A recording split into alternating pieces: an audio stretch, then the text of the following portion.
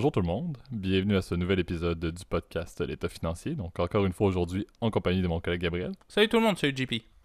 Et pour cette centième fois d'ailleurs là, que je fais cette même introduction-là sur une base consécutive. Là. Donc on célèbre aujourd'hui là, le centième épisode du podcast qui devance la fin de la saison 4. Là, mais on trouvait important de faire quelque chose de spécial. On l'enregistre d'ailleurs le lundi. On est presque rendu avec une tangente à le faire toujours le lundi maintenant. Donc excusez-nous pour le changement d'horaire des dernières semaines, derniers mois. Et qui dit épisode spécial, là, on va vous faire quelque chose d'un peu nouveau. Là. Le premier segment va être un peu en mode best-of du podcast L'État financier depuis les 100 derniers épisodes. Et la deuxième partie, on a un collaborateur spécial qui, encore une fois, on le disait toujours depuis à chaque fois qu'il se présente, qui n'est pas si spécial, mais qui était très important d'être sur le centième à notre avis parce qu'il a contribué à plusieurs épisodes parmi ces 100 épisodes-là. Donc Thomas est avec nous pour la deuxième partie également. Donc salut Thomas. Bonjour messieurs, merci de me recevoir une fois de plus. Ça fait longtemps. Très heureux d'être avec vous. Et comme vous pouvez vous en douter, la deuxième partie sera en mode stock picking, là, donc des titres qui nous portent à curiosité, que ce soit des stocks ou autres. Encore une fois, je pense que la période est assez intéressante pour en discuter. Avant d'entamer toute chose, et par le fait qu'on fait du stock picking, encore une fois, je pense que Gab, c'est important que tu le mentionnes, le petit disclaimer tout de même de début d'épisode. Ouais, on va pas oublier évidemment que tout ce qu'on a parlé, surtout aujourd'hui, il s'agit que de notre opinion personnelle. Il ne s'agit pas d'une recommandation officielle de placement. Pour plus d'informations, contactez un expert, quiconque autorisé à vous émettre les dites recommandations. Lui seul sera en mesure, ou elle bien évidemment, en mesure de pouvoir établir avec vous les meilleurs investissements disponibles à votre profil d'investisseur. Évidemment, le but d'aujourd'hui, c'est ça va être de discuter de ce qu'on trouve intéressant, etc. Mais bien évidemment, il y a des risques et des périls. Évidemment, si vous investissez, on n'est pas responsable. Si ça va de contraire de ce qu'on prédit, bien évidemment. Vous avez bien pu le voir avec ce qui s'est passé d'ailleurs avec les dernières séances de stock picking. J'ai l'impression qu'on a complètement foiré, hein, d'ailleurs, messieurs, pour ne pas... J'ai merdé, vous avez merdé, donc évidemment... J'espère faire mieux aujourd'hui. J'espère aussi. J'espère aussi. Donc évidemment, apprendre avec des pincettes et le but c'est d'avoir du fun. Surtout dans la première partie où je te dirais ça va être plus de... Si tu permets qu'on enchaîne tout de suite JP d'ailleurs. Exactement, non, on va même pas faire de coupure exactement, on va juste poursuivre l'introduction pour la partie best-of. Effectivement, là, je pense que c'est important de le mentionner là, pour les auditeurs qui sont là depuis bientôt 2 ans. Là, vous l'aurez remarqué, là, le podcast a commencé là, pour être exact le 26 juin 2020. Là, donc ceux qui étaient là, je pense même pas qu'on a fait un épisode d'intro, on est tombé dans le vif du sujet directement de mémoire. Mais c'était une idée là, collective entre Gab et moi là, en temps de pandémie de lancer le podcast. Et puis je pense que ça a fait énormément de chemin depuis. Là, donc c'est toujours important, je pense, de reconnaître l'impact que les auditeurs ont eu. Là. Ceux qui sont là depuis le début, on vous salue et on vous remarque et on vous connaît à force justement. Là. Donc c'est très important, je pense, de le mentionner. On voulait également faire quand même quelques points là, sur le fait que le podcast a été une continuité de 100 épisodes consécutifs, mais si seulement vous saviez à quel point il y a eu des épisodes mystères, des épisodes cachés, des épisodes qu'on garde, oui. Il y a un épisode qu'on a enregistré que Gab, je pense que tu as peut-être à quelque part, ou qui est un des pires épisodes qui aurait pu être publié, qui aurait probablement été le maillon qui aurait fait complètement terminer le podcast. Si on l'avait publié, c'était absolument épouvantable. Qui était sur la différence entre les taux fixes et les taux variables. Donc, oh là, ça je m'en souviens effectivement. Je pense qu'il s'agit vraiment de notre pire. Honnêtement, c'était très drôle parce que quand on a enregistré, je me souviens, c'était à l'époque d'ailleurs, on n'enregistrait pas trop par Zoom. Là, je dois t'avouer, vous le savez, chers auditeurs, on enregistre la plupart de nos épisodes par Zoom. En fait, ça nous permet aussi d'avoir des invités comme Thomas, tu vois, cette semaine. Mais c'est à l'époque où c'est en enregistrant en personne et je me souviens, j'appuie sur le bouton stop de l'enregistrement et je me dis, on se regarde avec JP, ouais c'est pas notre meilleur, non il est juste pourri cet épisode là, il est juste pas intéressant tu vois, et ça fait partie des bonnes anecdotes et c'est là où je me rends compte tu vois que quand même on a fait du contenu tu vois en 100 épisodes et vous avez été hyper nombreux tu vois à nous écouter hein, parce que je regardais les stats même pas hier. On a au total sur nos épisodes à peu près, je crois, 41 000 écoutes, je crois, au total. Ce qui est hyper impressionnant. Mm-hmm. Tu sais, ça fait plus de 450 si je calcule rapidement, là, mais ça fait un peu plus de 400 écoutes par épisode, donc ce qui est très très bon. Merci encore une fois pour continuer à nous écouter à chaque semaine. Je veux dire, cet épisode des 100, il vous est dédié, entre guillemets, à ceux qui nous écoutez à chaque semaine, et ça nous fait en tout cas grand plaisir de le faire. Là, je parle avec mon cœur, mais tu vois, c'est vraiment un moment de la semaine que j'adore faire, en tout cas le podcast, tu vois, on a traversé pas mal de choses en 2 ans, tu vois. Je trouve que ça a été quelque chose d'hyper agréable aussi pendant la pandémie, tu vois, à faire à côté, et c'est super agréable à chaque semaine, en tout cas, de prendre le temps de discuter d'un sujet qui nous passionne, en l'occurrence la finance. Je sais pas ce que t'en penses, JP. Ben exact. Puis, c'est un peu au début, c'était un projet, comme on l'a dit, de pandémie. Ça aurait très bien pu durer 2 épisodes. C'est officiel qu'on n'était pas podcasteurs avant. Là, on était des personnes qui ont étudié la finance, qui travaillaient en finance, et puis que oui, on était peut-être relativement en mode PR, là, mais je veux dire, on n'était pas fait pour être assis devant un micro nécessairement. Mais ce que j'aime avec ça, c'est que c'est devenu, encore une fois, on a le même plaisir à le faire maintenant. Puis je pense que Thomas également, quand tu te joins, tu as toujours le plaisir de le faire parce qu'on crée du contenu de qualité et on se sent presque redevable envers vous. Avant, on le faisait pour nous, on pensait qu'il y avait à peu près 7 personnes qui nous écoutaient. Maintenant que d'avoir des 450, 500 personnes par semaine qui nous écoutent, de voir justement, et Gab, tu en avais trouvé, là, mais des rankings, de voir que sur Apple Podcasts, en termes de business news en français, on tombe en France, on tombe dans les top 10 quasiment à chaque semaine grâce à vous. Et en étant toujours indépendant, on est un podcast qu'on fait par plaisir, qu'on fait, encore une fois, comme tu le dis, à chaque week-end ou à chaque lundi depuis 2 mois, parce qu'on n'est plus aussi assidu les week-ends maintenant que l'été se pointe le nez au Canada et qu'on a le goût de profiter d'être dehors.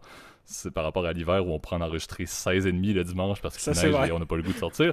Mais on reste indépendant, on continue de le faire par plaisir et pour vous. Donc, on vous remercie énormément parce que c'est vous qui avez porté le fait qu'on le fait encore maintenant. On le disait, je pense, la semaine passée, là, mais on espère que on fait la signification du 100e, mais on espère en avoir 100 autres, puis de continuer comme ça. Donc, il n'y a pas de fin évidente ou imminente au podcast du tout. Je pense qu'il y a énormément de contenu qu'on peut faire. Puis comme on l'a dit, je pense que c'est un peu la beauté du podcast, c'est la mission qu'on avait au tout début, c'était d'essayer de rendre une discussion qu'on avait déjà, Gab, qu'on avait déjà avec Thomas également, sur la finance, de vous intéresser à parler de n'importe quoi, n'importe quand, de développer votre propre opinion, même si c'est pas tout le temps parfaitement accurate, parfaitement adéquat, ou que peut-être vous comprenez pas certains sujets qu'on fait, mais le but c'est d'en discuter puis de vous intéresser. C'est une manière d'informer ou de créer une littératie financière plus développée grâce à des sujets de discussion plutôt que de vous faire des bons vieux cours de finance que certains ont probablement fait à l'université. Là. Donc je pense que c'est un format qui est intéressant, c'est un format qui nous parle beaucoup, puis je pense que c'est un format qu'on le voit, là, parle également à plusieurs personnes. Mention d'ailleurs spéciale à beaucoup de nos auditeurs de l'autre côté de l'Atlantique. Là. On peut le dire assez simplement que le podcast est enregistré au Québec, mais on est énormément redevable à la République. Tricolore, à la République. Donc on a énormément d'auditeurs de l'autre côté, donc vous êtes facilement le plus de la moitié aisément des auditeurs de l'autre côté, là, donc c'est toujours plaisant de voir ça et justement d'avoir Gab là, qui va vous visiter à peu près 3 fois par année dans les derniers si on se fait aux dernières tangentes, là, il est presque plus souvent de et l'autre qui côté de l'Atlantique. subit le décalage horaire avec l'enregistrement des épisodes, ce qui n'est pas toujours facile. Absolument. J'ai le souvenir, si tu me permets, d'un épisode justement où il y avait Thomas, je crois que c'était l'été passé. Et je me souviens, vous étiez épuisé parce qu'il était genre 9h ou 10h du soir. Et pour moi, genre, il était 3h de l'après-midi. Là, comme quoi, parfois, tu vois, ça tombe pas au bon moment. Là, mais on a réussi, tu vois, depuis 2 ans quand même à chaque fois à s'adapter au niveau des heures et trouver quelque chose, tu vois, qui s'adapte. Tu vois. Et souvent, c'est pas facile, hein, surtout quand on a un invité en plus, tu vois, qui a son horaire, etc. Mais tu vois, c'est vraiment pour vous qu'on le fait. Donc, encore une fois, merci. Absolument. Donc, merci beaucoup, encore une fois. Puis, comme on l'a dit, le but est de continuer à en créer, de continuer à innover sur les sujets et d'en faire, encore une fois, une centaine d'autres dans les prochaines années.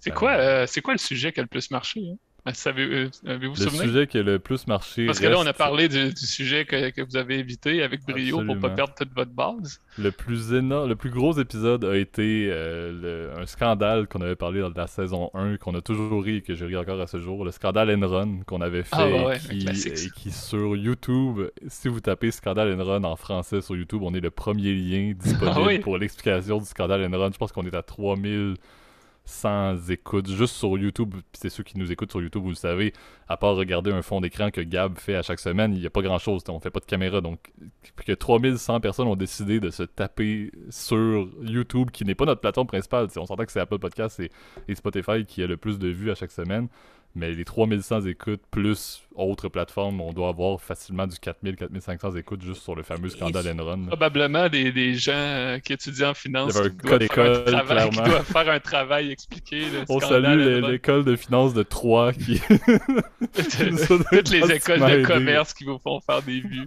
Merci. Et non, étrangement, sur Spotify, pour avoir repris les chiffres, les 3 sujets qui ont le mieux fonctionné à vie en plateforme audio, c'est le ABC des fusions-acquisitions et des investissements en terres agricoles, 680 écoutes, merci. La crise du lithium, 634, et les modèles d'évaluation d'actions, c'est là où en plus j'en étais particulièrement fier en plus de cet épisode-là parce que ça me touchait à mon sujet d'intérêt qui est la valuation. Et le plan d'infrastructure de Biden et la fin du quantitative easing avaient 606 écoutes. Écoute, c'est des sujets quand même pas toujours évidents pourtant. C'est diversifié aussi beaucoup. Ouais. C'est intéressant. Pour le coup, tu vois, le quantitative easing, c'est vraiment le truc par définition qui est un peu lourd, je dirais, qui est pas... Mais tu vois, ça prouve qu'on l'a rendu peut-être pédagogique, etc., pour un sujet qui est parfois traité, je te dirais, par la presse, entre guillemets, mainstream, de manière très académique. Je trouve que c'est une bonne chose que ce soit des sujets aussi complexes qui se soient retrouvés aussi. Puis c'est des sujets qui ont encore beaucoup de pertinence dans l'actualité, donc c'est vrai. Cool. C'est vrai, exact.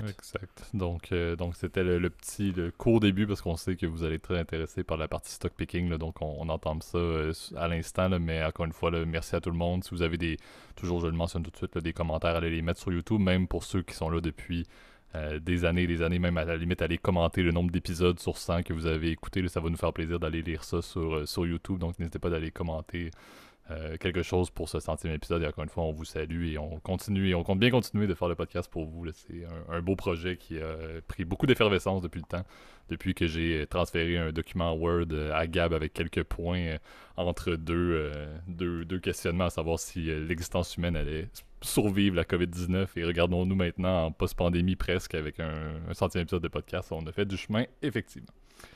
Donc, commençons ça en force après près de 10 minutes déjà, là, mais avec le premier segment et le seul segment que l'on va faire au son de la cloche.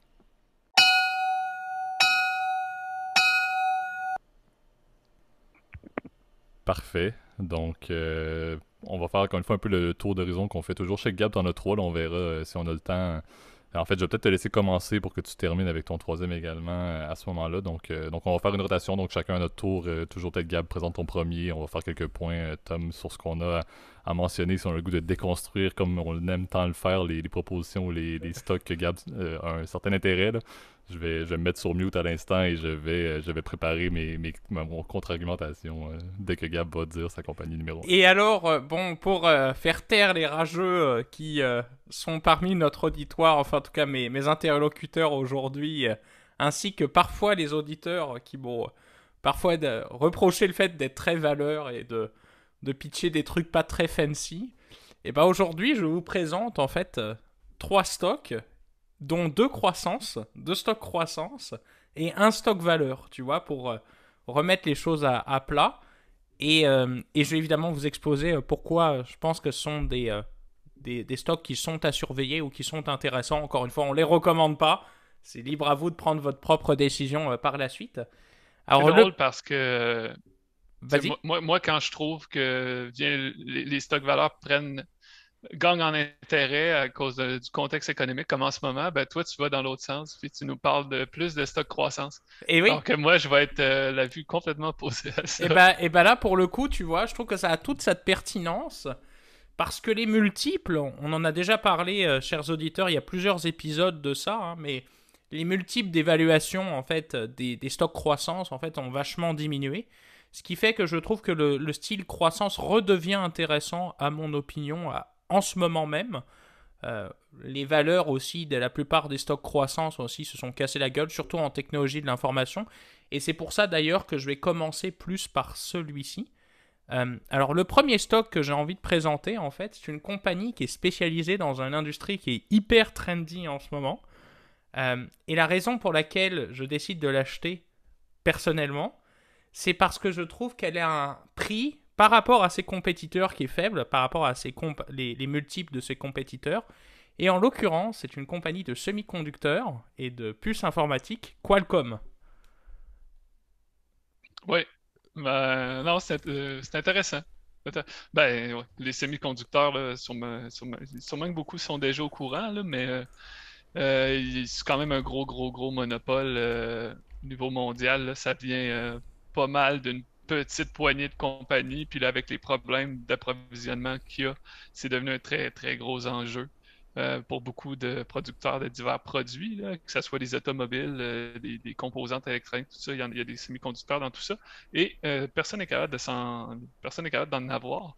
Donc oui, c'est aussitôt qu'une compagnie se met à toucher de peu ou de loin à des semi-conducteurs pour en produire, c'est très populaire en bourse. Et j'ai pensé, tu vois, au début, j'étais plus orienté sur TSMC. Je te dirais la raison pour laquelle j'ai choisi ce stock-là.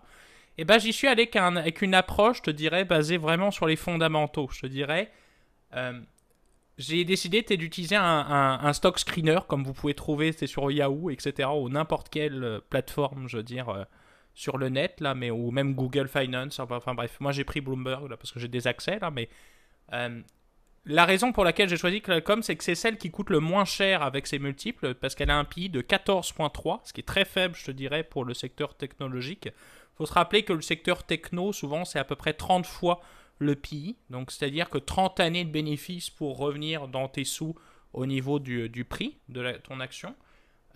Donc c'est la plus faible d'ailleurs par rapport à TSMC, par exemple. Je crois que l'autre, c'est... l'autre compétiteur, là, je crois, c'est... ah bref, je l'ai perdu, mais c'est pas très grave. Là, toutes ces compagnies de puces informatiques sont d'habitude avec des PI un peu plus élevés. Et c'est elle qui a eu une des croissances les plus élevées depuis sur une année. Donc ils ont leur vente a augmenté de 40% cette année. Et donc j'ai décidé d'y aller vraiment avec cette approche-là, de dire bon, je filtre mes stocks et je choisis celui qui me paraît en fait avoir une croissance élevée et pourtant un multiple qui est faible. Donc ce qui voudrait dire qu'en fait ce stock est sous-évalué. En tout cas évidemment sous évidemment ce critère-là, surtout par rapport à ses pairs. Donc je pense que Qualcomm pour le coup est un stock intéressant et je peux te laisser Thomas continuer pour ton stock. Ouais, merci. Non, je regardais les semi-conducteurs, comment est-ce qu'ils ont fait cette année. Puis surprenamment, sont en baisse. J'aurais pensé que c'est une Ouais, industrie qui n'a pas trop malgré le été fait touchée que. Ouais.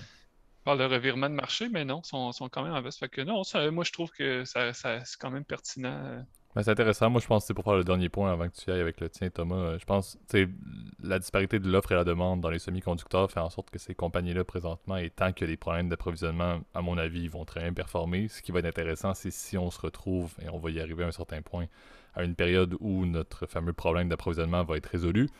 Comment est-ce que Qualcomm va pouvoir se différencier maintenant dans une industrie qui revient un peu à la normale en termes de performance par rapport à ses compétiteurs. Donc c'est là qui va être, je crois, intéressant. Présentement, je m'en inquiète pas du tout, j'avoue. Mais une fois qu'on redevient à la normale dans, je sais pas, c'était 4-5 ans par exemple, est-ce que Qualcomm va pouvoir effectivement continuer à avoir l'ascendant en termes d'innovation sur ses compétiteurs directs? Ça va être intéressant à voir. Ouais, puis tu sais, bon, ben, peut-être un dernier commentaire, puis ça va enchaîner sur un peu la raison de ma pas de surtout pas de ma recommandation, mais Exact, exact. de, de mon stock d'intérêt. Ben, tu sais, genre, si on regarde rapidement les semi-conducteurs depuis 2020, la valeur de ces compagnies-là a pratiquement doublé. Fait que, tu sais, là, oui, ça l'a reculé depuis le début 2022, mais est-ce que ça a reculé assez? Est-ce que cette prise de valeur, le fait que ça ait doublé est vraiment justifié depuis 2020? Qu'est-ce qui s'est passé? En tout cas, il y a des questions intéressantes à se poser. Et ouais, je trouve que ça reste un secteur qui est dur à évaluer. À quel point c'est ça, c'est un problème qui va persister dans le temps puis qu'ils vont pouvoir en bénéficier eux. En tout cas, c'est intéressant. Puis moi, en fait, ça m'amène au fait que je trouve en ce moment les marchés tellement ben, énormément de volatilité. Il y a beaucoup de très grands points d'interrogation au niveau macroéconomique en ce moment avec une inflation qui est incroyablement élevée par rapport à ce qu'on a connu depuis 10, même 20 ans. Euh, Ça semble vouloir persister dans le temps. Il y a des conflits géopolitiques, mais carrément une guerre en sol européen, chose qui n'était pas arrivée depuis la Deuxième Mhm. Guerre. Il y a beaucoup de choses comme ça qui causent encore des plus gros chocs justement sur les chaînes d'approvisionnement, sur les matières premières. Euh, Tout ça qui me porte à croire que Ben, en fait, moi, je suis pas à l'aise d'investir dans dans des titres uniques parce qu'il y a déjà tellement de volatilité sur les marchés que je suis vraiment dans une optique de diminuer mon risque, essayer de... Je trouve extrêmement dur de prédire une direction.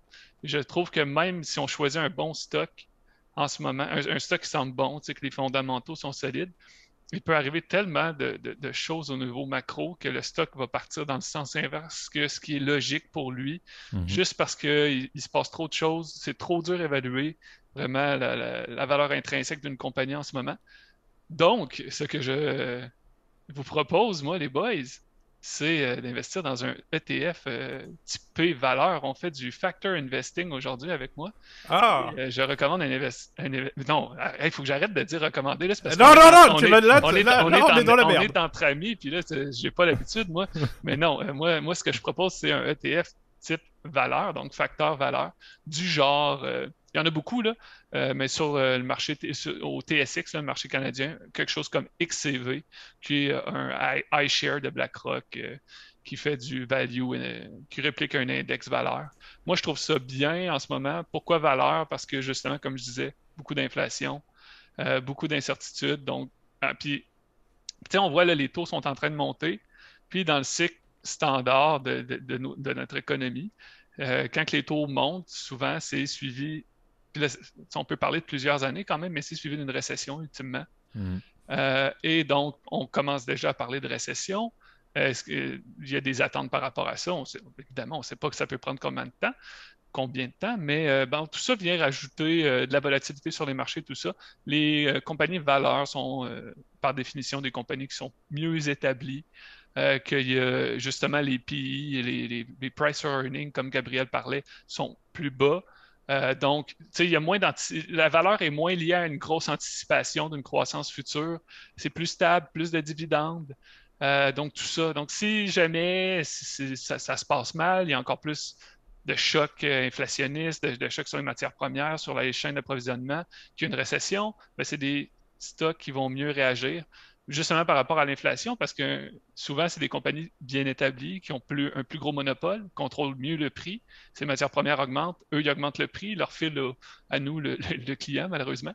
Mais donc, des compagnies qui ont plus de pouvoir pour naviguer Mhm. sur ces eaux très houleuses.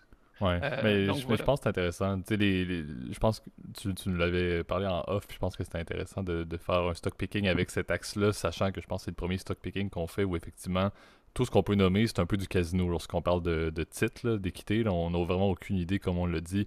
On en parlait, je pense, Gab, dans un des épisodes il n'y a pas si longtemps en disant la majorité des compagnies en Q1 ont montré des résultats qui ont dépassé les analystes, puis ils se fritaient un 5% de baisse la journée même le lendemain de la sortie de leurs résultats. Donc, il n'y a pas rien qui tient nécessairement en termes de fondamentaux. Je pense que les ETF, à mon avis, ça a toujours été une solution que j'ai appréciée parce que c'est difficile, de mal faire avec des ETF sur plusieurs années, encore une fois. Et surtout, je trouve que pour des personnes qui s'intéressent à la finance, il y a un élément assez intéressant de lire sur un ETF. C'est le fun de lire sur une compagnie. Un ETF, c'est encore plus intéressant parce que si on se ramasse avec 100 titres dans ce ETF-là, on peut avoir du plaisir justement et ça peut faire un bon tremplin pour après ça commencer à investir dans des titres parce que vous regardez le ETF aller, vous savez c'est quoi les titres qui performent bien au niveau du ETF, qu'est-ce que ça réplique. Là, vous pouvez voir c'est quoi qui performe le plus en termes de composantes de ce ETF-là, en termes de réplication, puis après ça, vous pouvez décider de vous embarquer. Donc je pense que c'est un bon tremplin dans une période où on ne sait pas trop. Ça vous permet de faire un peu vos dents en lisant beaucoup de matériel sur plusieurs compagnies pour ceux qui s'y intéressent mais qui n'ont pas le goût de se lancer réellement dans du picking de stock unique. Puis tu sais, on le mentionne souvent, chaque fois qu'on fait du stock picking, la majorité des compagnies que je parle, moi-même, je ne les détiens pas.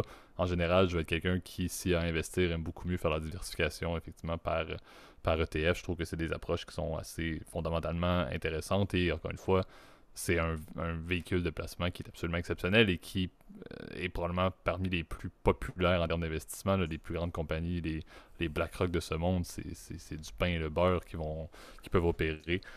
Donc je pense qu'effectivement c'est assez intéressant dans le contexte actuel. Et ben Ouais. moi, Ouais, vas-y, Gab. Non, tu peux terminer si tu veux. Non, c'est juste que moi, ça reflète quelque chose que j'aime beaucoup faire là, en ce moment, surtout, comme je dis, il y a beaucoup d'incertitudes. Je pense que vous en avez déjà parlé, le factor investing, qui est une approche quand même très à la mode, là, même au niveau des gros joueurs institutionnels. C'est justement, tu sais, on va aller, je vous invite à faire une petite recherche là, pour ceux qui se connaissent moins. Là, c'est quand même intéressant de cibler des titres de compagnie. Puis on peut faire ça via justement ces ETF-là. Tu sais, comme là, moi, ce dont je parlais, c'est les compagnies de type valeur. Puis pour donner un petit peu de contexte, peut-être, là, les grosses positions détenues dans ce ETF-là, c'est le marché financier canadien beaucoup, donc les grandes banques. TD qui est là, la RBC, puis sinon il y a beaucoup d'énergie quand même parce que c'est quand même très gros au Canada et des grosses compagnies là, dans les matériaux. Donc, vous voyez beaucoup des choses où ça va être lié à l'inflation puis tout ça. Donc, lié au taux d'intérêt, les banques performent très bien dans des contextes où les taux d'intérêt augmentent.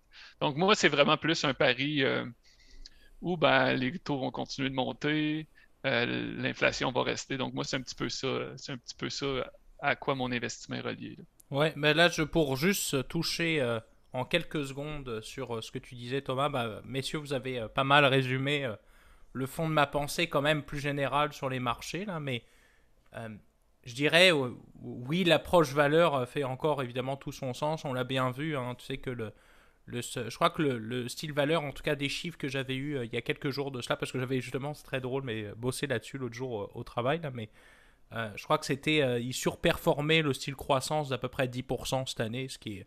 Ben, le valeur a fait comme un XCV, là, depuis le début d'année, c'est presque 11%.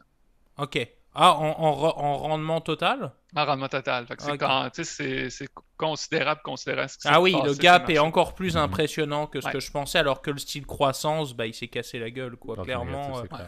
Surtout... Mais tu sais, c'est là que je trouve intéressant ta vue puis la mienne. Ça apporte il y a un clash, mais tu sais, c'est un clash intéressant puis tu as raison, c'est le temps qui le dira. C'est que est-ce que c'est le bon moment de un peu, comme on dit, rentrer sur le marché, réinvestir, exact. réinvestir dans les choses qui ont perdu de la valeur, ou moi ma vue c'est peut-être que c'est encore trop tôt, tu sais.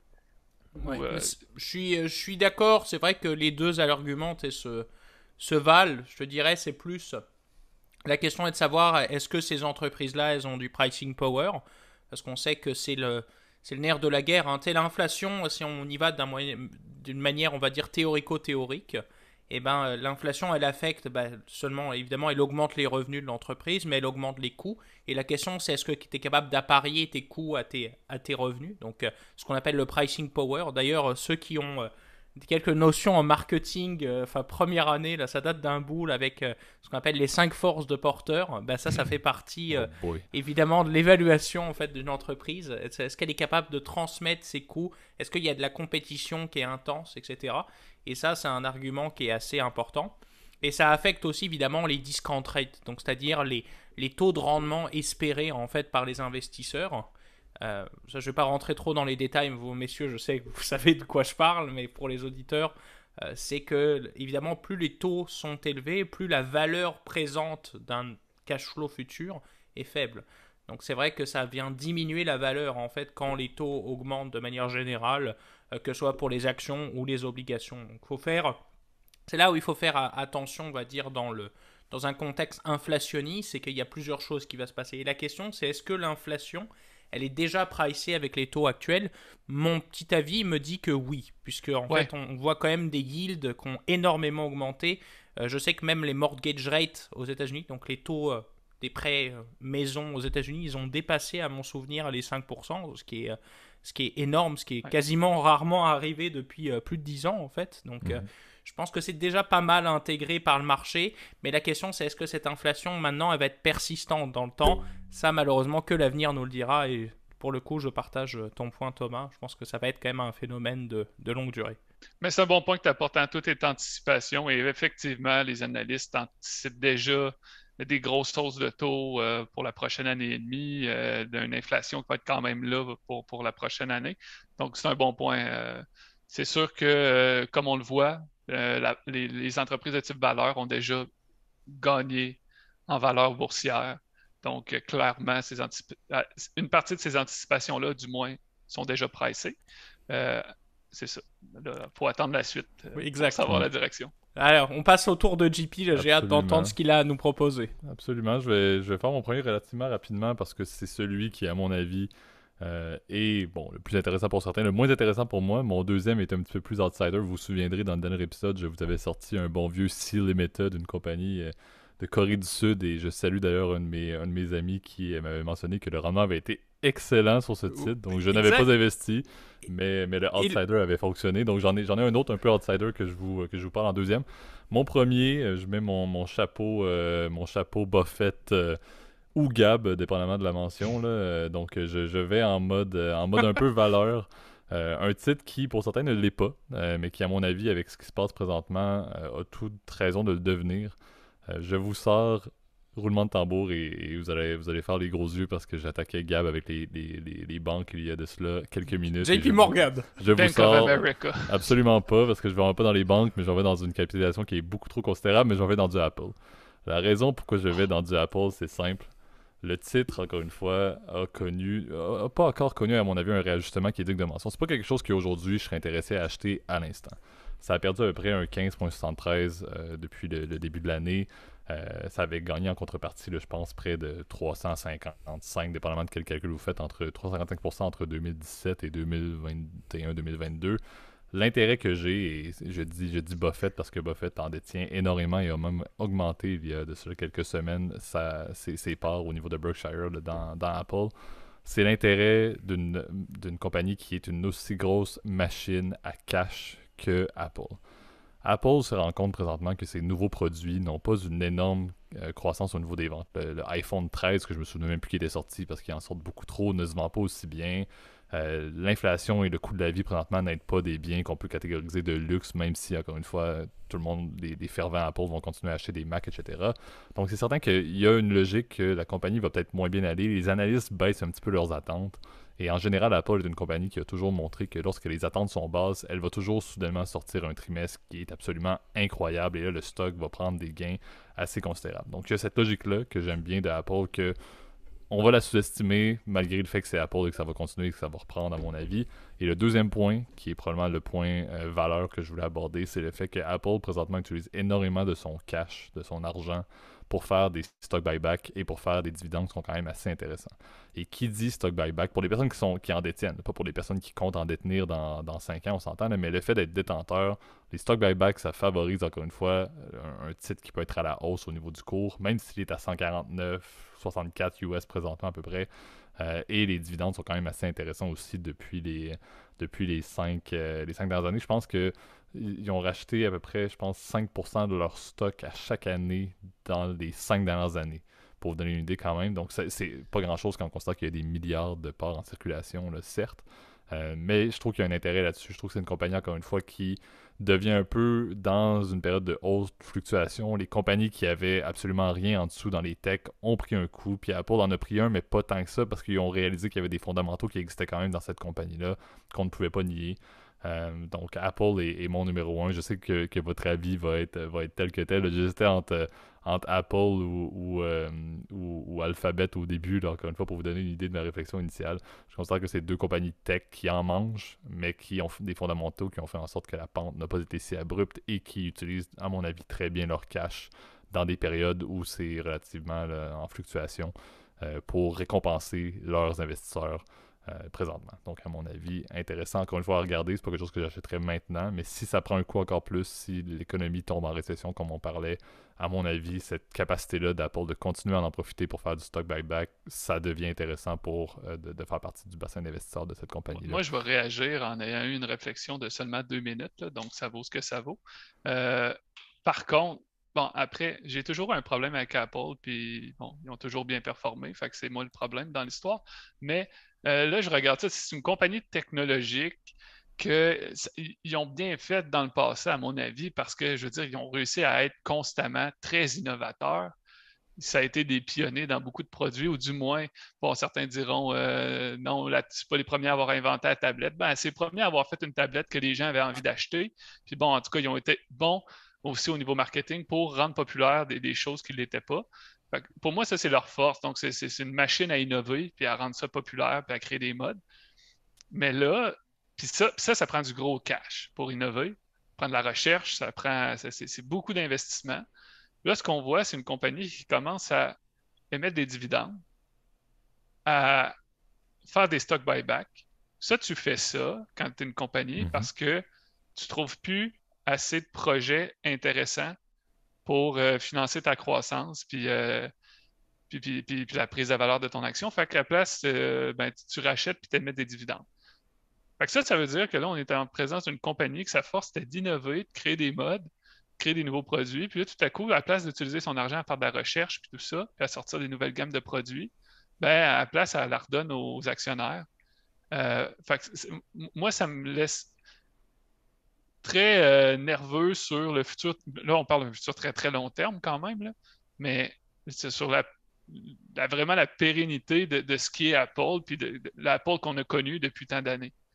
Ça veut dire qu'il manque de projets là, à l'interne. Il n'y a pas assez de gens qui arrivent avec des belles idées, de nouvelles choses à commercialiser.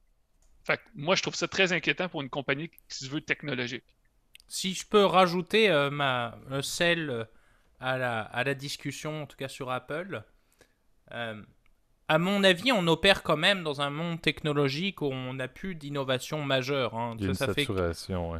C'est vrai, c'est que depuis, en fait, l'apparition en fait de l'iPhone, tu vois, il y a eu cette fameuse, comment dire, cette fameuse nomenclature, je sais pas comment on peut appeler ça là, mais des web. Donc avec le Web 1, c'était le World Wide Web en fait, quand les premiers sites internet comme Google et Yahoo à l'époque sont arrivés. Bon, même si Yahoo, je sais plus quellement qui utilise ça là, mais je sais que ça appartient à Verizon maintenant, qui est un opérateur téléphonique aux États-Unis. Tu as eu le Web 2, donc avec les réseaux sociaux et l'avènement évidemment de l'iPhone, qui je pense pour moi était la plus grande innovation en fait. C'est l'objet que je pense qui a changé notre vie hein, aujourd'hui, tel qu'on le voit aujourd'hui. Est-ce que tu imagines une journée aujourd'hui sans ton smartphone? Bah, c'est pas moi personnellement je l'imagine pas. Enfin déjà je serais dans la merde, j'aurais pas mon Outlook, donc je serais déjà bien dans le trouble. Et tu as le Web 3, donc avec les technologies comme la blockchain ou les NFT, etc., qui sont pour le coup, ou même le métaverse, qui sont des innovations qu'on pense qui vont changer un peu le monde technologique tel qu'on le connaît aujourd'hui. Alors c'est vrai qu'Apple a peut-être un peu plus de mal à se positionner, je te dirais, sur de l'innovation majeure, mais ça n'empêche qu'ils font des produits, je trouve, d'une qualité qui, je pense, n'a jamais été aussi élevée. Je veux dire, j'ai été très critique dans les années 2018-2019 sur ce que Apple faisait, parce que c'était des produits quand même très chers, etc. Puis franchement, pas terrible en termes d'innovation. Il n'y avait pas grand-chose qui se démarquait, à part le Touch ID, puis tu vois le Face ID que j'ai trouvé pas mal, puis leurs appareils photo qui étaient quand même enfin sur les iPhones évidemment, qui étaient de meilleure qualité que ce qu'ils faisaient à la concurrence à des années-lumière. Mais tu vois, les derniers Mac, tu vois, personnellement j'en ai un, là, et puis là je prêche dans mon église, là, mais je trouve que ce sont des produits qui sont extraordinaires. Enfin, la technologie M1, là, je trouve, va révolutionner pour moi l'informatique telle qu'on le connaît aujourd'hui. On a été des années avec une architecture, pour ceux qui s'intéressent un peu plus à la tech, avec du Intel, qui sont des processeurs qui, oui, sont très performants, mais qui bouffent une batterie hallucinante. Et aujourd'hui, Apple fait des produits qui sont les mieux du marché, en fait, qui sont des produits peu gourmands en énergie, puissants, avec jolis, agréables, pratiques. Je veux dire, c'est rare qu'une compagnie fasse des produits très bons, aussi rentables, et aujourd'hui, ils s'assoient sur une pile de cash de 67 milliards de dollars. Et tu vois, je pense que quand tu as 67 milliards en réserve, ça veut dire et que tu distribues pas tout, ça veut dire que tu en as du projet à investir. À mon avis, leur angle d'attaque va être plus sur l'AI, donc sur l'intelligence artificielle, puis aussi sur, tu vois, je crois que c'était la réalité augmentée où ils avaient mis un peu des efforts. Comment ça va se concrétiser ces revenus-là, j'en sais rien. Tu vois, moi, je ne suis pas un expert d'industrie, mais je pense que Apple sera toujours les premiers à lancer des produits les plus innovants. On parle d'Apple Glass, d'Apple Car, de produits, par exemple, peut-être avec des partenariats avec Tesla pour faire des voitures connectées. L'avenir n'appartient qu'à Apple, hein, je dirais, et je pense qu'il faut se rappeler de leur motto, c'est Think Different, c'est penser différemment. Je pense que c'est comme ça qu'il faut penser à Apple. Effectivement. Ben, merci. C'était merci beau, Gab, hein? mais C'était beau, effectivement, hein? c'était une C'était beau. belle conclusion, mais comme on l'a dit, c'était l'approche, puis Gab, tu pourras enchaîner avec le tien, là, mais c'est une compagnie qui est intéressante à suivre, et c'est la logique que j'avais, là, c'est de voguer dans une récession. Est-ce qu'Apple peut être une manière intéressante de s'en sortir avec de la valeur? Quelles sont les perspectives à long terme? Encore une fois, j'avoue que c'est très intéressant. Il y a beaucoup de bonnes études à faire Après, sur tu penses pas l'industrie. trop différemment en rachetant des actions puis en émettant des dividendes, là? On fait ça depuis, Effectivement. depuis que les marchés, Effectivement. les marchés boursiers existent. Mais... C'est pas tant think different financièrement, mais espérons-le que ça va être think different dans 10 ans, qu'ils vont retrouver un Non, autre puis je leur produit souhaite, tu sais, puis intéressant. c'est juste. Non, c'est ça, c'est pas caractéristique. Mon point étant que c'est pas caractéristique d'une compagnie technologique. En fait, je pense pas qu'il y a de pair d'Apple qui émettent des dividendes. Je sais que Microsoft l'ont déjà fait une année, puis ils ont dit que ça a été une des pires décisions qu'ils ont faites. Parce qu'en fait, c'est très dur de reculer. C'est ça, Tu c'est commences à sticky. faire ça. C'est ce qu'ils appellent les fameux sticky dividends. Ouais. Tu peux pas dire ben, finalement on va arrêter d'en émettre, on a besoin de notre cash pour financer des projets. Donc, pour moi, c'est ça, tu commences à émettre une tendance. Ah ben, on va commencer à émettre de plus en plus de dividendes parce qu'on a de l'argent et on ne sait pas quoi faire avec. Ouais. Mais évidemment, moi, c'est une très, très long terme, là, la vie. Comme tu dis, Gab, puis je ne vais pas contre ça, leurs produits ils sont d'extrêmement bonne qualité, puis ils vont le rester, puis ces produits-là vont continuer d'exister pendant longtemps. Comme tu dis, il n'y a pas rien de bouleversant qui semble arriver prochainement. Donc oui, c'est juste... Il faut faire l'avocat du diable un petit peu. Toujours. Oui, C'est non, mais t'as important. raison, t'as raison, je suis d'accord. Est-ce qu'on peut passer à mon deuxième stock? Absolument. Vas-y. Parce que là, j'avais hâte depuis 5 minutes, là. Alors, mon deuxième stock, je retourne côté valeur pour ce deuxième, et je remonte au nord de la frontière. Je parle d'une entreprise qui est spécialisée dans la grande distribution, canadienne, fièrement canadienne, je te dirais, et je te dirais qu'il se démarque plutôt par l'industrie du pneumatique. Je parle bien sûr de... Canadian Tire. Eh oui, monsieur, eh oui. Tu donnes envie de quitter l'appel. Canadian Tire, pour ceux qui ne connaissent pas, en tout cas pour nos auditeurs outre-Atlantique qui ne connaissent pas cette entreprise, c'est un peu l'équivalent... À la base d'introduction, leur revenu à 1,25e doit être des pneus. C'est important de l'introduire. Voilà. Le pire, c'est que c'est pas ça, en fait. C'est une portion mineure de leur business, mais c'est un magasin qui vend des produits surtout de bricolage, d'aménagement pour la maison, et aussi des produits, par exemple, d'entretien pour la voiture, donc ce genre de trucs. C'est aussi des pièces automobiles. Ils vendent un peu de tout, en fait, c'est un détaillant aussi, tu sais ça, ils peuvent te vendre des barres. Sport, camping, ouais. Un peu de tout, c'est ça qui... C'est le Walmart le Walmart du propriétaire du sport. Walmart du propriétaire d'une maison unifamiliale en banlieue d'une grande ville. C'est ça, exact. C'est ça, c'est un peu le business en tout cas de Canadian Tire. Et la raison pour laquelle je l'ai acheté, je l'ai acheté pour les raisons, je dirais que j'ai précisé juste avant en fait. Je l'ai acheté principalement pour ses multiples et je les ai comparés par rapport à ce qui se fait dans le reste du monde. Je dois t'avouer, au Canada, il y a très peu de comparatifs, de comparables, pardon, à regarder, mais j'ai préféré aller regarder au niveau des États-Unis parce que pour le coup, il y en a des chaînes comparables comme Walmart, comme Target, etc., comme Sears. Enfin, Sears, évidemment, ça n'existe plus, mais ce genre de compagnie là, donc Costco par exemple. Et en l'occurrence, tu vois, au niveau de ces multiples, elle est beaucoup plus faible. Je crois qu'ils sont en dessous de 10 fois au niveau du PI. Ce qui est un argument, je trouve, assez intéressant. Ils ont un dividende qui est plus de 2,5% par année, ce qui est pareil, assez élevé par rapport à la moyenne de l'industrie, ce qui est plutôt intéressant. Et je te dirais, l'argument principal, c'est que l'action a légèrement diminué en valeur, même elle est pas à son all-time high. J'ai plus les codes des prix, là, parce que j'ai regardé plus les rendements. Et ce qui fait en fait un stock tout à fait attractif, à mon avis. Je trouve que c'est un stock qui est attractif, une entreprise qui pas trop mal positionnée au niveau de l'inflation. Je dirais qu'il y a un pricing power qui est plutôt bon, puisque bon, ils sont connus quand même pour être compétitifs sur leur prix, donc c'est-à-dire ils arrivent à s'adapter par exemple à par exemple au phénomène d'internet. On sait que le e-commerce bouffe pas mal de parts de marché, surtout au Canada, là, et c'est évidemment... C'est une compagnie qui réussit à faire des ventes en ligne? Eh oui, au niveau du e-commerce, ils ont une stratégie qui est hyper établie. J'ai malheureusement pas les chiffres au niveau du pourcentage de leurs ventes. Ça serait intéressant. Malheureusement, je ne l'ai pas. Moi, j'ai de la misère à croire que c'est plus que 10%, mettons. Là. Je pense que c'est très légèrement plus de 10%. J'ai pas les chiffres malheureusement, donc je pourrais pas affirmer... par la positive ou la négative, mais je pense qu'ils se démerdent mieux que la plupart des détaillants au Canada par rapport à Amazon, et je trouve que leur prix reste quand même tout à fait compétitif, et surtout que leur positionnement fait qu'ils sont tellement proches, on va dire, des quartiers des gens, on va dire. Il y en a quasiment partout, là, même à côté, tu vois, de chez moi. Là, je parle d'avis personnel, là, ils sont quasiment partout. Et bien, ça fait que je pense que des fois, le fait d'aller acheter en ligne, bah, tu dois attendre le lendemain. Bah là, tu as juste à aller au magasin pour des bricoles qui, par le fait même, d'ailleurs, sont difficiles à acheter, tu vois, par Internet. Je te donne un exemple tout con, là, mais et là, tu vois, je suis le motto d'un grand investisseur dont je tairai le nom, là, mais qui dirait on investit dans les produits qu'on utilise tous les jours, qui était, en tout cas, mon ancien patron, on va dire ça comme ça.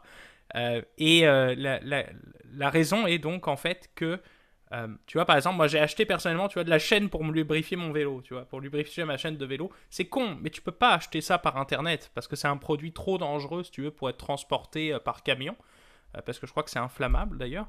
Et ça fait que, bah, du coup, tu vas au magasin et tu vois, pour ce genre de petites choses, bah, t'es mieux d'aller marcher une demi-heure pour aller au magasin, juste à côté, et puis de faire une balade, que d'aller le commander par internet. Et je pense que c'est un peu le credo qu'ils peuvent suivre. Je vois pas non plus une énorme croissance non plus pour Canadian Tire, mais je pense qu'il faut l'acheter pour les fondamentaux, pour le Fait que toi, c'est plus, mettons, une idée opportuniste, dans le sens, ben là, peut-être que le pays il est un peu faible par rapport à la compétition. Tu l'achètes le temps que ça se rétablit, puis Ouais. une fois qu'il est au pair, ben tu le vends parce que, je veux dire, il n'y a pas de croissance à Exact, attendre de ça. Non, exactement, exactement. C'est un stock typiquement valeur, je veux dire, que tu achètes parce que tu penses qu'il est sous-évalué Ouais. présentement dans les conditions de marché.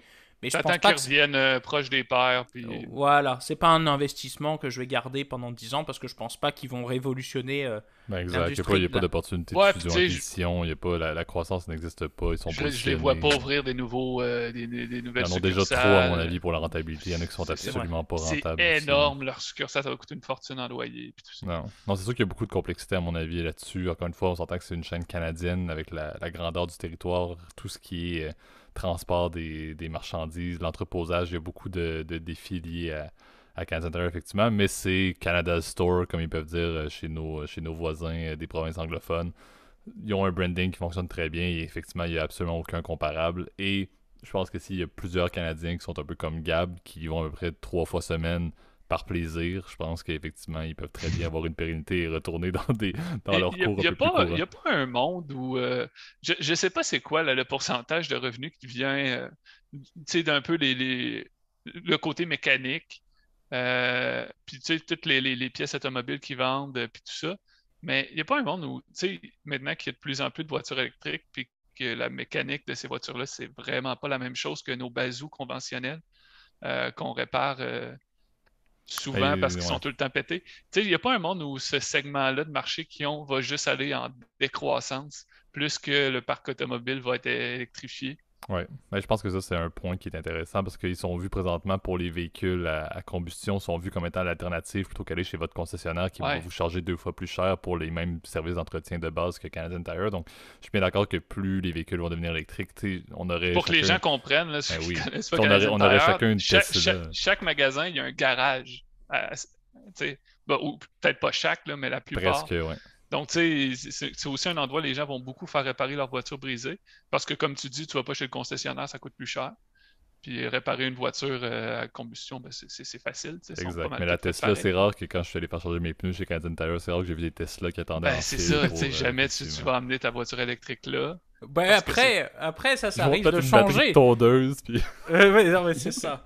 C'est après, si je peux me faire l'avocat du diable pour Canadian Tire, ils ont mis beaucoup d'emphase justement sur la construction de bornes électriques dans leurs magasins. Donc, preuve qu'ils veulent attirer justement des clients qui ont des véhicules électriques. Et ils sont en train, c'est à confirmer, là, je dois t'avouer, je pense qu'ils vont s'adapter évidemment à l'industrie du véhicule électrique qui, contrairement à ce qu'on raconte, d'ailleurs, parce que j'ai vu beaucoup de vidéos sur le net là-dessus, là, et le but n'est pas de clasher, là, mais beaucoup de vidéos où on disait que justement une véhicule électrique ne coûte rien d'entretien. Bien au contraire, là. Il ne faut pas oublier que tu vas pas mettre des pneus chinois sur ta Tesla à 50 000 $, à mon avis.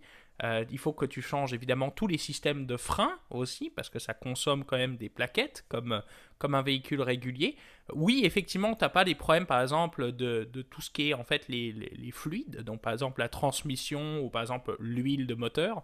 puisqu'évidemment c'est un moteur électrique, donc c'est juste une dynamo, mais tu peux avoir tout un tas de problèmes de type électronique qui sont beaucoup plus importants dans ce genre de voiture, et c'est con, hein. C'est juste Sauf que c'est jamais Canadian Tire qui va résoudre ton problème électronique. Et ben c'est là où tu te trompes, c'est que justement, Ouais. de plus en plus de magasins, déjà aujourd'hui, la plupart des véhicules thermiques possèdent en fait un lecteur, d'ailleurs qui s'appelle un lecteur OBD, que tu peux brancher en fait sous le volant, souvent ça se trouve là.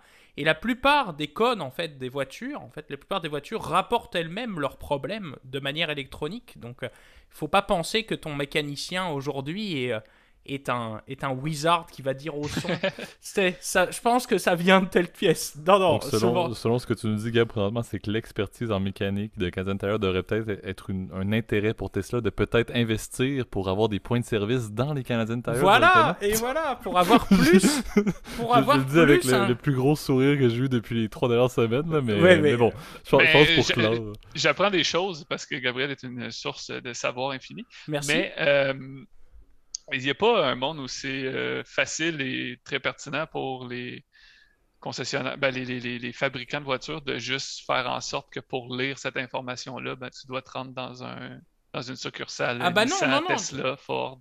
C'est pour ça où je pense qu'aujourd'hui, et d'ailleurs les fameux codes, tu peux les lire avec un petit appareil que tu peux acheter sur Amazon ou Canadian Tire. Il n'y a pas un intérêt pour eux de rendre ça opaque pour forcer les gens et faire plus d'argent. Non, parce qu'après, c'est vrai que même si tu lis le code, c'est bien beau de dire « Ah oui, t'as ça comme problème ». Ça n'empêche que c'est con, hein, mais tu vois, moi, j'ai pas d'allée de garage. Je vais même pas changer mes freins ou même mon huile moi-même, tu vois. Donc, je pense que c'est intéressant. Ces codes-là sont réservés, je pense, plus à des mains d'un professionnel, mais tu vois, d'où l'intérêt. Non, mais je sais, mais je pense que tu comprends pas mon point. C'est que, mettons, si tu veux prendre le business mécanique de ces Canadian Tire-là de ce monde, si t'es Tesla, si t'es Ford, tu t'arranges pour lire les codes que la voiture Ford retourne, il faut que tu sois chez ton concessionnaire Ford par ton mécano Ford.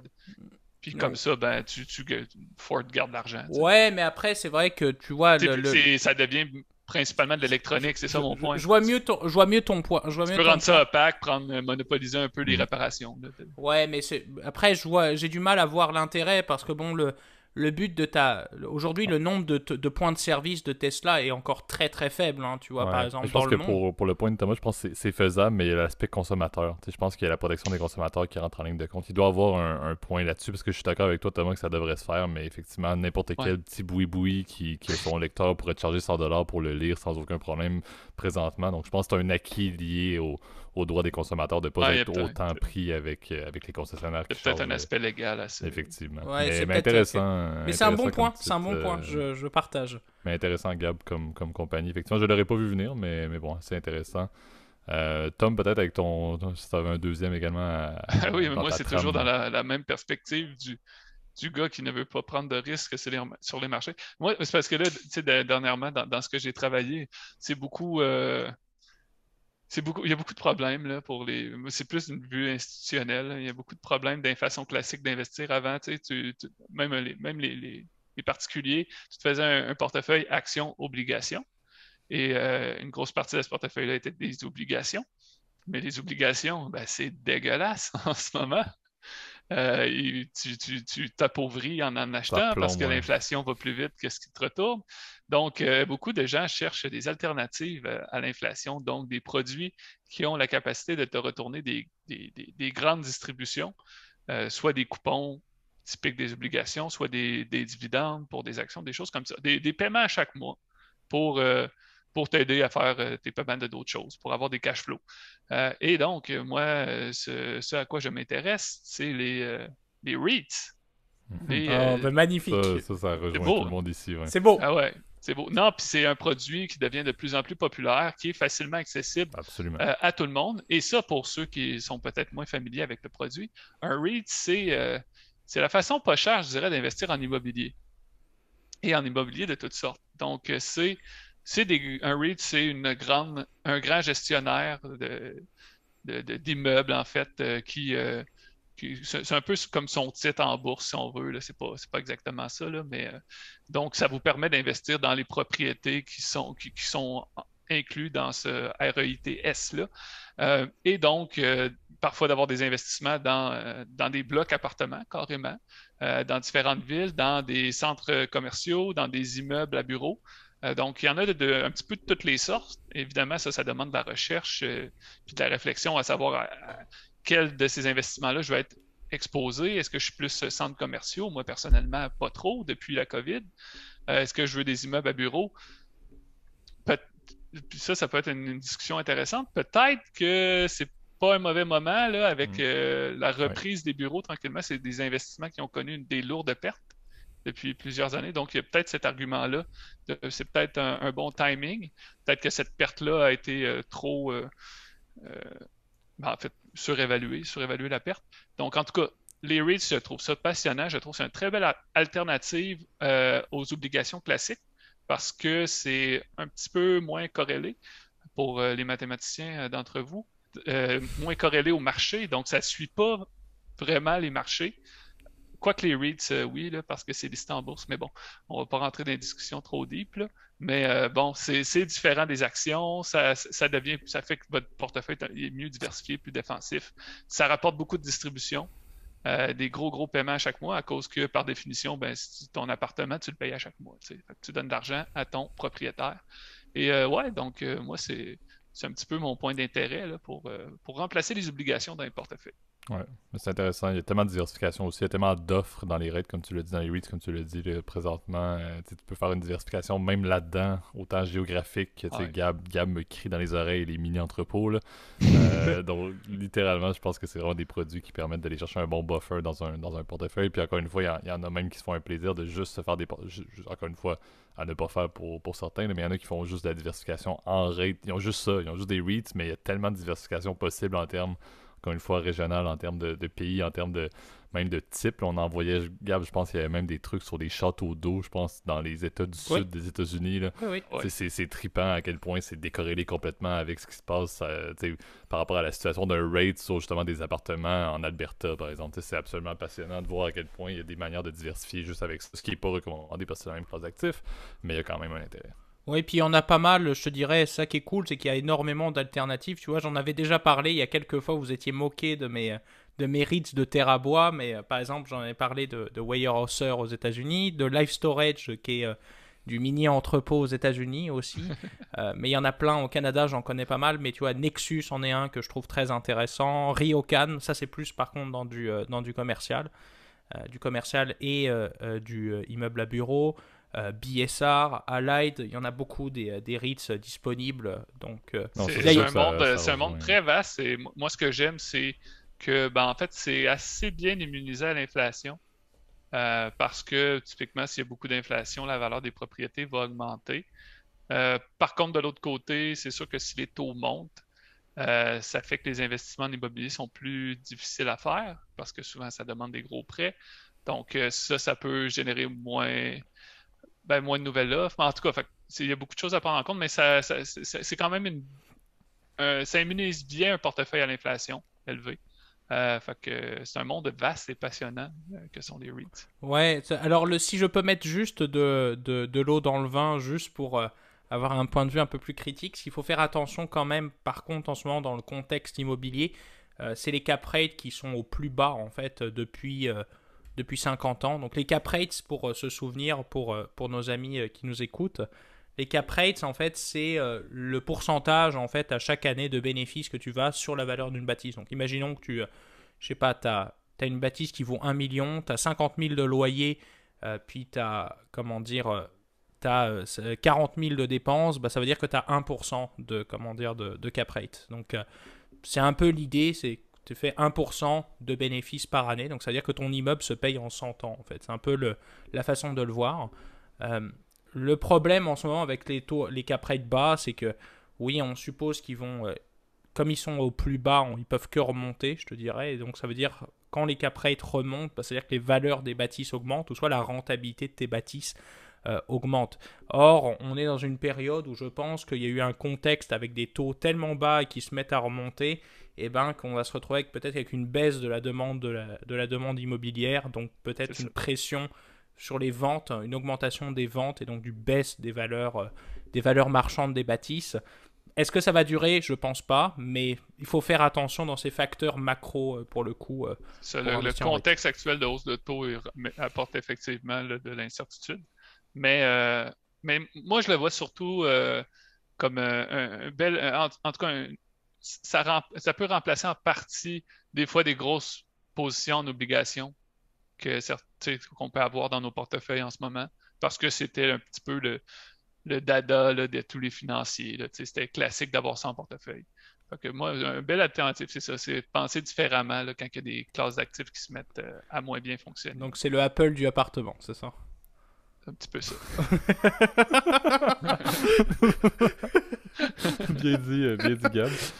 Je vais enchaîner avec mon dernier, encore une fois, qui est un petit peu mon outsider. Là, on en a parlé un petit peu, puis je pense, Gab, on avait eu une discussion en off là-dessus. Là. Je reste toujours un fan inconditionnel de Tesla, et qui dit Tesla dit batterie au lithium. On dirait qu'on en a parlé aujourd'hui avec Canadian Tire et compagnie, ça fait le lien parfait vers ma compagnie. Je vais vous parler d'une compagnie qui s'appelle, certains connaîtront, le Lithium Americas Corp, qui est une compagnie de lithium canadienne, listée à Toronto, listée également aux États-Unis, avec des projets miniers dans le lithium aux États-Unis et en Argentine principalement. Parmi les grands, qui sont surtout des compagnies américaines, c'est celle qui se porte en termes de PI le mieux, premièrement. Donc, c'est ce qui m'intéresse en termes de concurrents directs. Mais c'est aussi une compagnie qui a de très beaux projets et, encore une fois, vient, à mon avis, répondre à un besoin qui va être en complète croissance. On prend pour acquis que des Tesla et des véhicules électriques, c'est une trend qui n'arrêtera pas. Toutes les marques veulent commencer à en faire. Et qui dit augmentation drastique du nombre de véhicules qu'on veut sur les routes et le fait qu'on va tous être propriétaires dans les années à venir, lorsqu'on va changer notre bon vieux véhicule à combustion respective vers un véhicule, on va probablement acheter du électrique. Ça va prendre des batteries, ça va prendre une réflexion également sur le parc de véhicules électriques qui est présentement en place pour avoir des nouvelles batteries. Il y a un débat énorme sur la qualité des batteries, justement, dans le contexte, entre autres, canadien. Comment est-ce qu'on peut faire pour entretenir nos batteries adéquatement? Le lithium est la ressource, à mon avis, qui est la plus critique. Et les compagnies qui sont en mesure de prendre l'ascendant, surtout en Amérique du Nord, là, avec le besoin criant par proximité géographique avec des usines comme au Texas, au niveau de l'usine de Elon. Je pense qu'il y a beaucoup d'intérêt à regarder vers des compagnies de ce type-là. La Gigafactory? La Gigafactory, exactement. Donc, Lithium Americas Corp, j'aime beaucoup. Donc, Amérique latine, principalement au niveau des opérations. Les États-Unis, compagnie canadienne. Donc, encore une fois, je suis très pro fleuron pour le monde de l'érable ici au nord de la frontière américaine. Mais c'est quelque chose qui m'intéresse, quelque chose que je suis beaucoup, Gab, tu le sais, là, on en a parlé, je pense, 2-3 mois là, de cette compagnie-là. Ça n'a pas trop pris en valeur depuis... Ça continue, ça a subi, étonnamment, un peu comme on le mentionnait, les compagnies, même dans le monde des EV, en ont mangé tout de même. Là, fait que ça a pas vraiment... c'est plutôt stable depuis les derniers mois. Ça a pris, comme tout, un petit peu des baisses, parce que c'est une compagnie, encore une fois, qui est un petit peu plus growth, à mon avis. Mais... c'est une compagnie qui est passée de 3 à... Là, aujourd'hui, 36 en l'espace en 2 ans. Fait que c'est. Tu vois, tu me rends encore plus ça alléchant que je pensais. Là.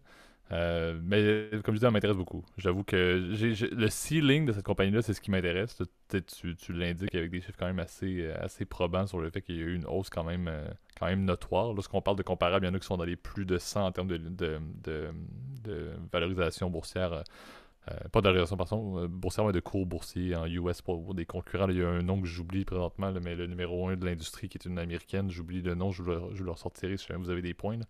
Le ceiling est encore dur à définir, j'ai encore de la misère à percevoir la possibilité de croissance de ces compagnies-là si des compagnies comme Tesla décident de le faire par eux-mêmes. T'sais, à part le fait d'être acquises peut-être par des compagnies qui font dans l'EV, j'ai de la misère à voir c'est quoi quel va être le terrain des compagnies de lithium à l'avenir. Est-ce que les compagnies justement qui font les véhicules vont avoir les moyens de justement s'en permettre? J'ai hâte de voir. Est-ce que ça...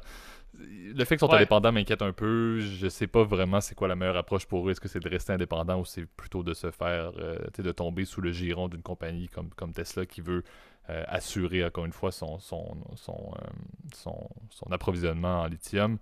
J'ai de la misère à voir, encore une fois, dans 10 ans, ça va ressembler à quoi cette compagnie-là, mais je trouve qu'elle se porte bien, je trouve qu'elle est intéressante, je trouve qu'elle est canadienne, ce que j'aime bien. Et j'avoue que ça m'a intéressé depuis 3 mois, là, cette compagnie-là, que je regarde dans une industrie qui, à mon avis, est appelée à continuer à croître en termes de besoins, mais qui... Mais ça, c'est toujours un challenge énorme, parce que c'est des compagnies qui sont drivées par énormément d'anticipation. Absolument. Parce que, ben, tu sais, Puis beaucoup d'incertitudes, parce que c'est en fait, encore en définition. Les ouais, joueurs puis peuvent cet tellement changer. engouement-là, tu sais, ça fait un bout que les financiers l'ont spoté, puis qu'ils se disent, ils ont une réflexion similaire, d'où la prise de valeur incroyable en 2 ans. Puis juste pour apporter de la perspective, je disais cette semaine que Goldman Sachs trouvait que c'était une matière qui avait pris beaucoup trop de valeur puis qui était bearish dessus. Donc, Ouais. je veux dire, puis je suis certain, on regarderait d'autres banques d'investissement puis ils seraient bullish. Tu sais, je veux dire, je pense que c'est typiquement, ben, c'est comme une compagnie très growth, là, où il y a beaucoup Ouais. d'attentes. Puis écoute, ça peut être une chose qui va révolutionner les marchés Ouais, comme mais avec quelque chose extrêmement d'événements de marché, c'est ça qui est inquiétant, c'est le C'est fait de ça. savoir, on sait pas qu'est-ce qui va se passer, on sait pas encore est-ce que les petits pions, tu sais, c'est une compagnie qui est beaucoup plus petite, j'ai les noms, là, c'est Albemarle et Livent Corporation qui sont deux grosses américaines, puis il y a Ganfeng Lithium en Chine également, des compagnies également au Chili, là. Donc il y a beaucoup de joueurs, c'est de voir ça va être quoi les fusions-acquisitions dans ce monde-là, et Ouais. s'ils se positionnent pas adéquatement dans ces fusions-acquisitions-là en étant un plus petit joueur, est-ce qu'ils vont juste se faire damer le pion? Ça m'inquiète un peu. C'est pour ça que je suis pas Mais un puis j'ai investisseur. l'impression aussi que, tu sais, probablement beaucoup des fluctuations de ces titres-là, ils doivent être comme corrélés parfaitement, presque. Ça doit juste suivre la valeur du prix du lithium. Ça se doit, J'imagine, ouais. là. Tu sais, j'imagine qu'il doit avoir peu d'intérêt, tu sais, à considérer des questions où sont leurs mines puis tout ça. J'ai l'impression que c'est juste un engouement de marché. C'est juste tellement populaire, tout le monde. Tu sais, c'est un peu comme quand une compagnie mettait blockchain dans son nom, Ouais. tout le monde en voulait. Il y a un petit peu cet effet-là en ce moment, ce qui rend la job des analystes financiers encore plus difficile. Euh, fait que, tu sais, puis je dis ça, là, puis je les ai pas fait les corrélations, là. Fait que Ouais.